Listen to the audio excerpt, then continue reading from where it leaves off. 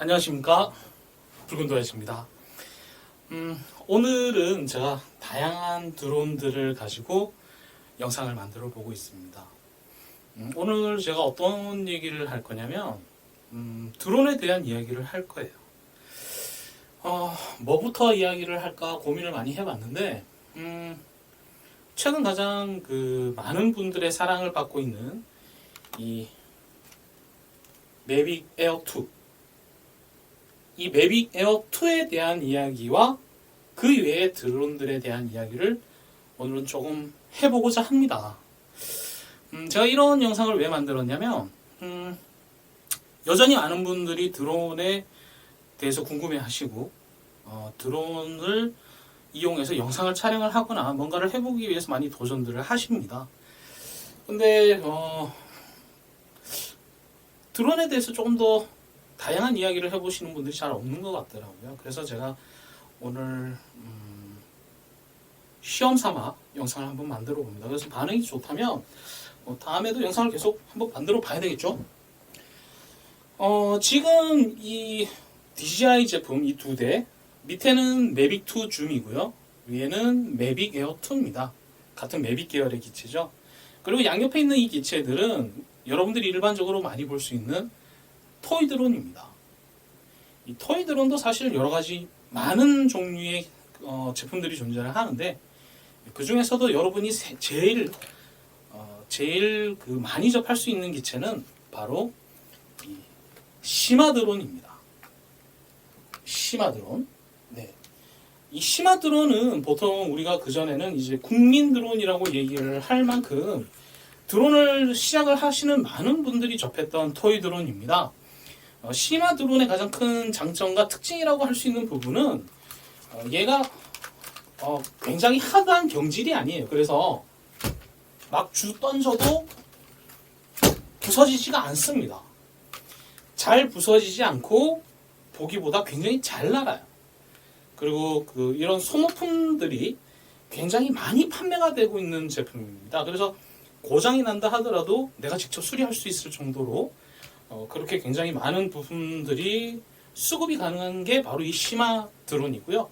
시마도 사실 굉장히 종류가 많습니다. 시마에서도 요즘은 촬영용 입문 드론이라고 해야 될까요? 그런 제품도 나오고 있는 상황이고요. 그리고 최근에 이제 한빛 드론에서 과감하게 출시를 한 제품이 바로 이 스트론이라는 모델인데요. 이 스트론에 대한 건 제가 별도 리뷰를 한 게 있기 때문에 참고를 해보시면 될 것 같습니다. 이 스트론의 가장 큰 장점은 사실 그 전에 이제 국민 드론이라고 많이 언급되던 이 시마와 비교했을 때 얘가 오히려 크기가 조금 더 작아요. 비슷한 스펙에 사실 기체 자체의 사이즈를 놓고 보면 뭐 크게 차이가 안 날 만큼 비슷합니다만, 배터리를 좀 더 큰 걸 쓰고 용량이 늘어난 만큼 비행시간이 월등하게 깁니다. 그래서 가격을 놓고 본다면 사실 스트론이 조금 더 비싼 감이 있어요. 약간. 그렇지만 배터리를 추가를 하고 여러 가지 감안을 하면 뭐 시마나 스트론이나 큰 차이가 없는 상황입니다. 그리고 시마 같은 경우에는 기껏 해봐야 한 5분 비행을 하지만 이 스트론은 거의 20분을 비행을 할 수 있습니다. 배터리 하나로. 이건 굉장히 큰 차이라고 볼 수가 있죠. 그리고 이 스트론은 한빛 드론이라고 해서 국내에 유명한 대형 드론 전문 업체에서 판매를 하고 있고 제조를 하고 있는 제품입니다. 물론 뭐 100% 국산이라고 할 수는 없어요. 그렇지만 굉장히 요구에 맞춰서 잘 만든 제품이고 KC 인증까지 받은 제품입니다. 보시다시피. 그래서 적법하게 출시가 된 제품이라고 보시면 되겠습니다. 실제 비행을 해보면 이 시마 X5 같은 경우에는 뭐 이런 센서 같은 것들이 없기 때문에 기체를 내가 직접 뭐 고도나 다 위치 제어를 해줘야 되지만, 이 스트론은 기본적으로 기압계가 존재를 하고 있어서 기체의 고전은 어느 정도 자유롭게 유지가 되는 편입니다. 물론 이 기체에도 GPS가 들어있지는 않아요. 똑같은 토이 드론입니다. 그리고 이 DJI의 대항마로 많이 언급이 되고 있는 드론이 바로 이 샤오미에서 나온 드론인데요. 이 제품은 사실 초창기에 텔로, DJI에서 나온 코딩 교육용 입문 드론이 있습니다. 텔로라고. 이 텔로라는 제품을 잡기 위해서 나왔다라고 나온 제품인데, 네, 뭐 말을 하지는 않겠습니다. 텔로보다 좋지는 않아요. 근데 비슷한가요? 가격이 얘가 더 합리적이고 저렴합니다. 근데 똑같이 코딩도 되고 뭐 여러 가지 뭐 장점도 있습니다. 이거 두 대가 있으면 대전 게임도 할 수 있어요. 총을 막 쏩니다. 화면을 보면서 총을 맞으면 얘가 따르르 떱니다. 공중에서. 그런 소소한 재미는 있습니다. 그렇지만 요건 네, 여기까지만 얘기를 하겠습니다. 그냥 이쁜 장난감이라고 생각하셔야 돼요. 카메라도 달려있고 영상 촬영도 할 수 있고 사진도 찍을 수 있고 하부에 센서가 있어서 스트롬보다는 고도 유지가 좀 더 잘 되지만 나름대로의 단점도 있는 제품입니다. 실외에서 날리긴 힘들어요. 그리고 제가 앞서 말씀드린 모든 토이 드론은 실외에서 날리시기에는 바람이 없는 완전 무풍 상태가 아니라면 굉장히 좀 어려운 경향이 있습니다. 자, 그리고 이 드론은 제가 드론을 접하면서 가장 실패를 한 드론입니다. 이게 판매하는 분들마다 그 명칭이 다 달라서 이게 뭐라고 설명을 해야 될지는 모르겠는데요.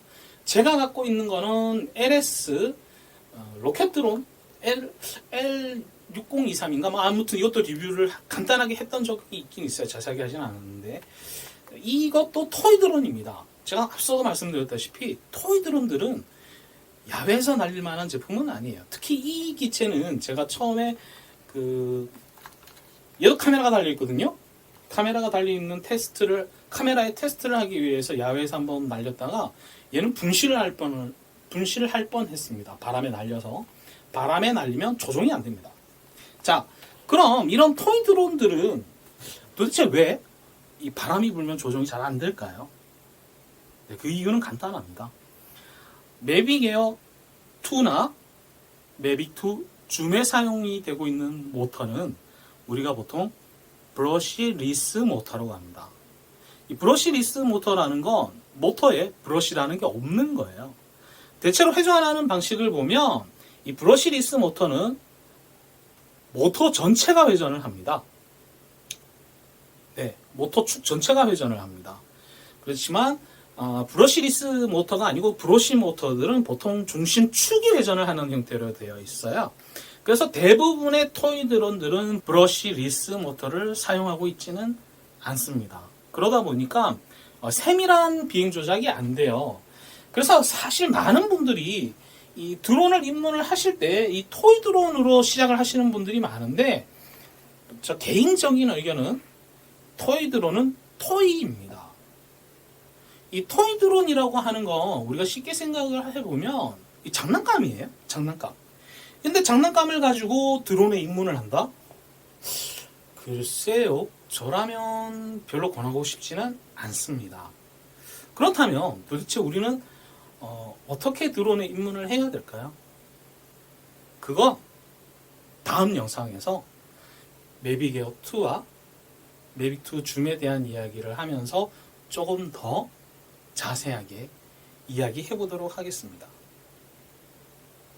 지금까지 드론에 빠진 붉은 도야지였습니다. 감사합니다.